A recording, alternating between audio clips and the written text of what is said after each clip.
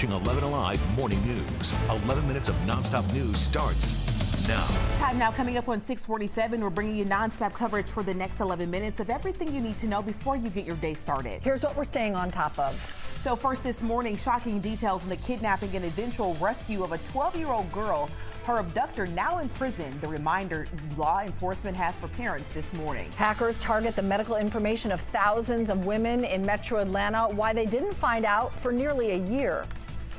It's a very chilly start this morning. We got temperatures down into the 20s and 30s, but we're going to mild up as we head through the afternoon. In fact, getting even warmer for tomorrow. Details coming up. And we cleared the crash 85 southbound before Flat Shoals down in South Fulton. Can we roll wreck-free for the next 13 minutes? We'll see.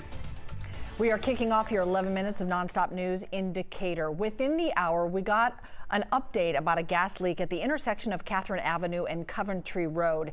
It has now been contained. Everybody evacuated from houses nearby are back home. They got the all clear just before midnight. Now to Gwinnett County, where a woman is charged in the death of her stepdaughter. Ariana Maniz is live at the county jail. Ariana, warrants paint a gruesome picture of what allegedly happened there.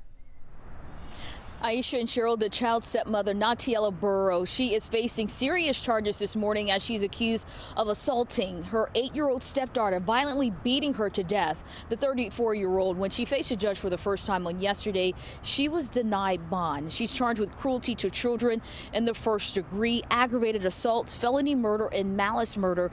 Gwinnett police, they say that when they were called to the home in Bethlehem Tuesday afternoon for a medical emergency, that's when they found the child's body. Arrest warrants claim Burrows, quote, beat the victim with a rolling pin 10 to 20 times, refusing to get her medical care afterwards, and the incident resulted in the child's death. We're also learning that the child's father arrived at the home, called 911, and attempted to perform CPR. Now, we did speak to neighbors in that neighborhood, and they tell us that the family, they were quiet, they kept to themselves, but they're also shocked that a tragedy such as this unfolded in their community. Back to you.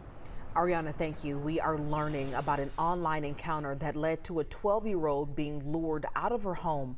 Authorities say she was kidnapped and sexually assaulted before being rescued in another state. This case serving as a reminder of who children could be talking to online. The suspect, James Reynolds, was just sentenced to 20 years in prison after pleading guilty to kidnapping. Bexar County Sheriff Judge Smith says Reynolds drove from Ackworth to the child's home in Bethlehem in the middle of the night. They say she crawled from her window and got into his car. Sheriff Smith says Reynolds drugged that child and took her to his home where he sexually assaulted her. They ended up at a Walmart in Chattanooga where an employee noticed something wasn't right there and called police. Sheriff Smith says he hopes this case serves as a wake-up call. This morning, Reynolds is facing state charges still related to the kidnapping and sexual assault. Right now, patients in metro Atlanta are learning that hackers stole their personal information. Atlanta Women's Health Group is just now notifying 30,000 people involved, even though the hack happened about 9 months ago. And they sell the records off. They say, here's some current records about people who live in Atlanta. That's pretty valuable. The stolen information includes medical history, diagnosis, and treatment plans. The president and CEO of the healthcare group says there are now increased cybersecurity measures in place. As for the amount of time it took to let everybody know about it, cyber experts say that is typical because it takes a while to secure the computer system before they can go public with an announcement. And that was a look at your headlines right now. You're looking live at the King and Queen building this morning as Sandy Springs lit up in red as we start the month of February. Good morning, Chesley. Good morning to you. We are looking at, fair skies starting off this morning. As you just saw on that live camera, we are not expecting any clouds at all for the early part of the day. Late, they will come back to us. Temperature-wise, it's chilly out there. Temperatures are down into the 20s in a lot of spots. You got them up here to the far north, 29 degrees right now in Canton, 29 in Duluth, 28 degrees in Carrollton, 29 degrees in Peachtree City, 30 right now in Covington, you got 31 degrees right now in Athens. So, yeah, cold enough that you probably need at least a light coat for this morning. But by the time you get to the afternoon, it may change on you. Temperatures should be up to around 60 degrees for this afternoon, so you may want to shed that, if you wear it this morning. Notice a few clouds back off to the west of us. They're continuing to march their way over toward the east. Eventually we'll get in here, but I don't think we'll start to see those clouds until later this afternoon. Probably after 3, 4 o'clock, high thin clouds roll in, and then those thicker clouds will get in here after about 8, 9 o'clock. So after the sun sets, we'll see those thicker clouds, but should remain dry. I don't see any rain coming out of those clouds right there. Again, high pressure has been dominating our skies, and that's the way it's going to be for much of the day today. It's going to be a nice one out there, folks. Get out there, take advantage of it. If you don't get a chance today, perhaps tomorrow you can. It'll stay dry for us.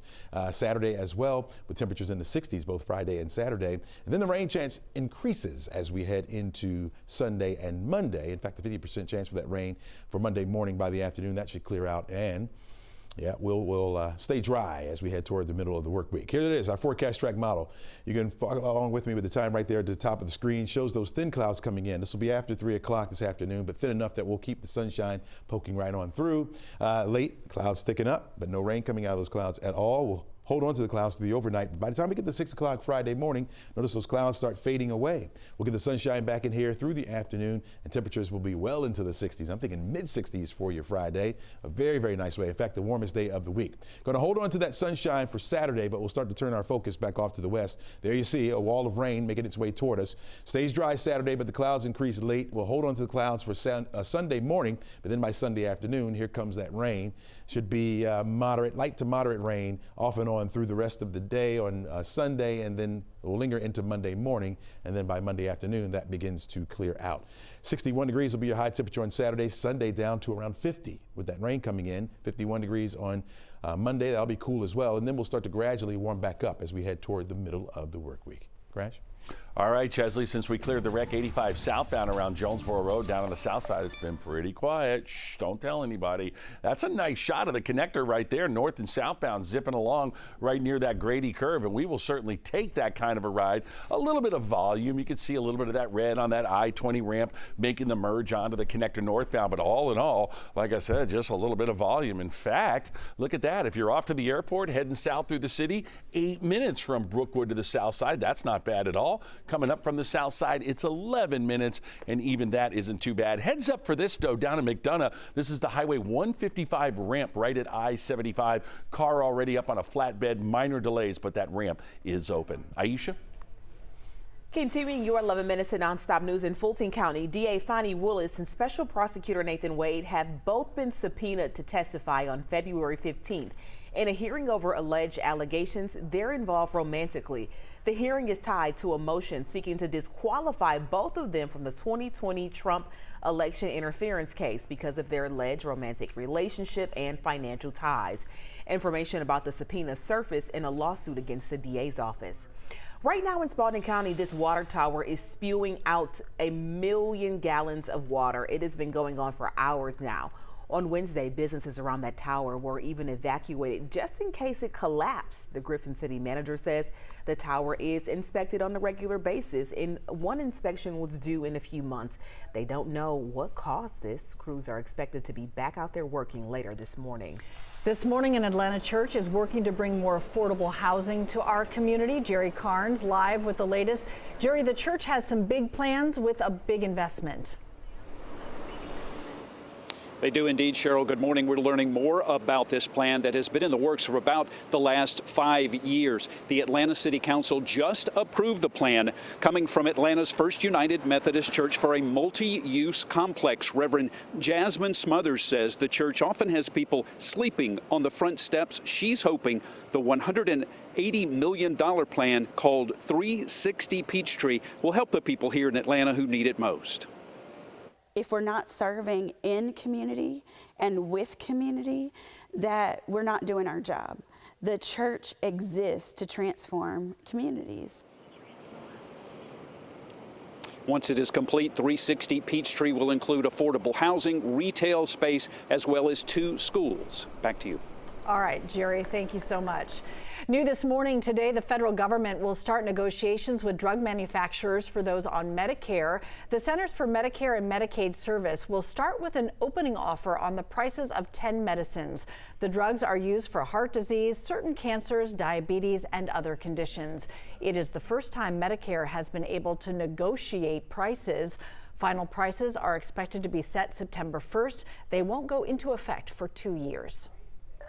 This morning is the start of Black History Month. It is a time when we remember the many sacrifices of Black Americans. We also recognize the wealth of contributions from Black people that have shaped our nation. This year's Black History Month theme is African Americans and the Arts. This morning, Georgia's own credit union celebrating Black History Month. Check out this mural, including figures like John Wesley Dobbs, an Atlanta native known as the unofficial mayor of Auburn Avenue. The mural will be up through Tuesday. Today in Atlanta, a city council member is welcoming in Black History Month by paying homage to Rosa Parks. It honors what would have been Rosa Parks' 111th birthday coming up on Sunday. Hours from now, a historic 1953 bus from the Atlanta Transit Company will be parked in front of City Hall.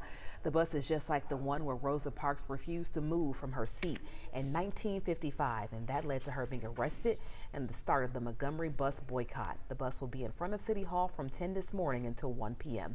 11 Alive storytellers have come together to present a special edition of our Voices for Equality series. Join us this Sunday at 11 a.m. for our Black History special, Dream and Disrupt, Black Atlanta's Bold Movement, hosted by Naima Abdullahi.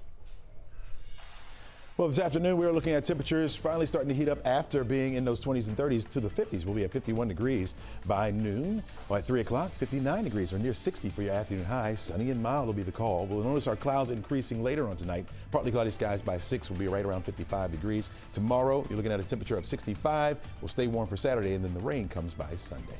Hey, it could be a park day. The little ones are, been cooped up. It's been so cold. They are ready. Wear them out before nap time. Yes, perfect solution. That's the plan. Have a great day, everybody. We leave you with a live look there at the airport. Today's show is coming up next.